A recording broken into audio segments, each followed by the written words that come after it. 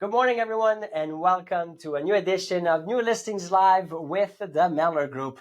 I'm Etienne Mellor, agency owner and director with Roy Lepage Heritage, Global, and Elite, three real estate agencies across the greater Montreal. And I'm joined today by our Director of Business Development and Agency Director, Mike François.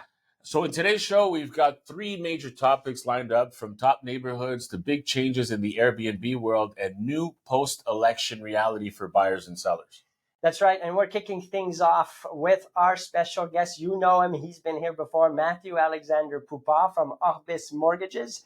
He will break down what the election results could mean for your money and especially your real estate plans. So let's dive right in. Good morning, Mathieu. Good morning. How's it going? It's going great. How are you? I'm doing really well. My voice is still a little rocky from Friday's Habs game. Better watch the game tonight. Tonight's the big one. Yeah. That's the one that's going to count the most. Yeah. Mathieu, first of all, thanks for joining us live today. First question for you. With a new federal government now elected, what kind of impact can we expect on the real estate market in the short term, especially when it comes to buyer confidence and the beautiful interest rates?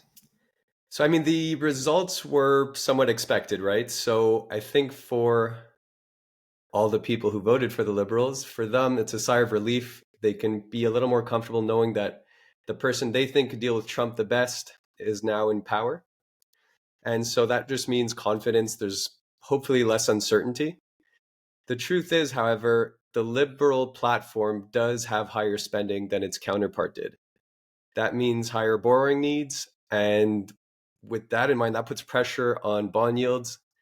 That puts pressure on interest rates. So I don't think we're going to see any movements in the short term just because the results were expected. So it was already priced in. So for now, I think it's status quo.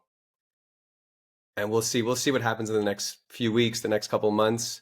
But in the short term, it's not bad news. I think it just means a bit more stability. Okay, there was a lot of talk about housing affordability and the supply during the campaign. Based on the winning party's platform, what should be the first-time buyers or younger families be paying attention to right now? Let's see if the Liberals can follow up on doubling housing constructions and unit constructions. The truth is, we heard the same thing, 6, 7, 8, 9 years ago with the previous Liberal government, which is very similar to the current one. So we'll see if they can pull through this year. We'll see if they can actually build more units. For now, like I said, I think it's status quo because I don't know that they're going to continue building. Let's see. I hope so. I hope they can follow through on their promise, but let's see if they can actually do that. And if we see those units increase in the coming months, the coming year, but time will tell. For the investors, are there any key policy changes, tax shifts, or lending signals they should be watching closely as the new government starts implementing its agenda? I think there would have been if the election went the other way. It would have been very, very different situation for investors. But the truth is, I work with quite a few investors. I'm surrounded by real estate investors, and they're taking advantage of the current market. They're seeing a lot of opportunity right now, and they're continuing to do so.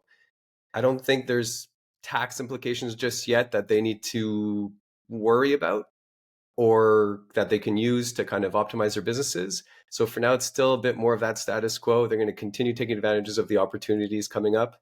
So it's, right now, I think a lot of people are on standby. Let's see how this plays out. Let's see if there's any major changes right off the bat. But for now, I think it'll be pretty stable, which is a good thing.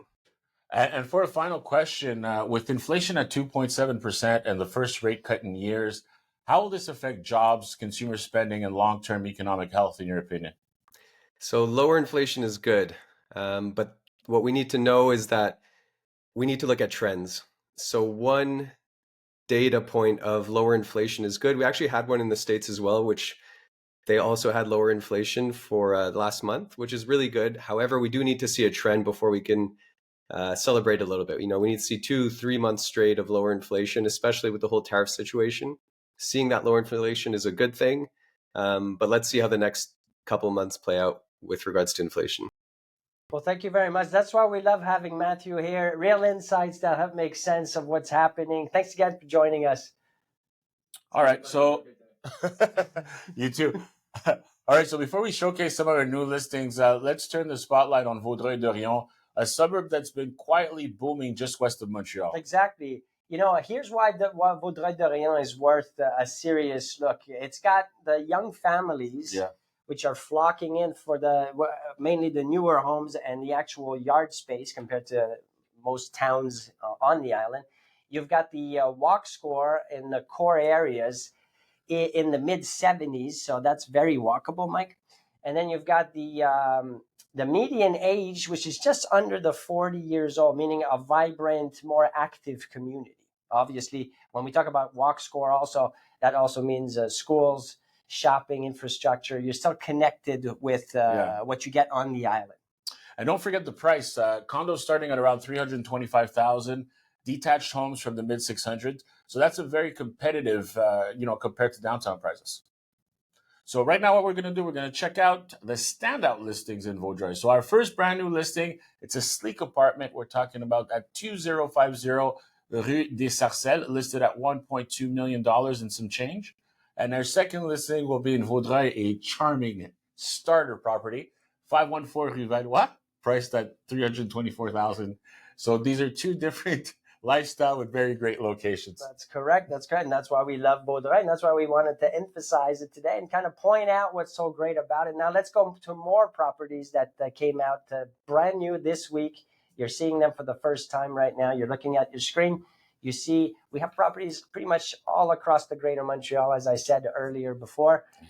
And you got to make sure you tune in every Wednesday, 10:30 to get these new properties. Now, switching gears to a big update for anyone thinking about investment properties, Montreal's new Airbnb regulations. So here's a quick breakdown. So short-term rentals through platforms like Airbnb will now be only allowed citywide from June 10th to September 10th of each year. So outside of those months, short-term rentals are only permitted in designated tourism areas. So you must be officially registered in order for that to happen. So the idea with this new law is to protect the rental supply for long-term residents, which is great, but it definitely changes the investment game. Yeah, and here's the reality. Furnished rentals downtowns aren't cheap either. We're looking at between $5,000 to $7,000 a month. And that's the new normal nowadays, and that's without the hotel perks. With Mayor Plante stepping down in 2025, it's certainly a possibility that new leadership could shift these rules again. But for now, if you're buying for short-term rental purposes, you have to do your homework. So, and as always, we can help you navigate all the zoning compliance issues and make sure that your investment stays profitable and legal. So please reach out to us if you have any questions. Shifting gears, let's take a look at some more properties here at Mellor Group. They were just listed this week. Some of them just in the last few hours. You're seeing them for the first time. You want to make sure you go to mellorgroup.ca to see more pictures. We're showcasing just a few pictures so you can get a sense of what's new on the market. Here you see some properties in Lachine and La Salle. You've got some NDG, Côte des Neiges area property. It's pretty much everywhere across the Montreal area. That's another beautiful one there. So if today's show gave you some ideas or even some new question, that's exactly the point. Let's quickly recap maybe 3 top questions you should be asking yourself right now.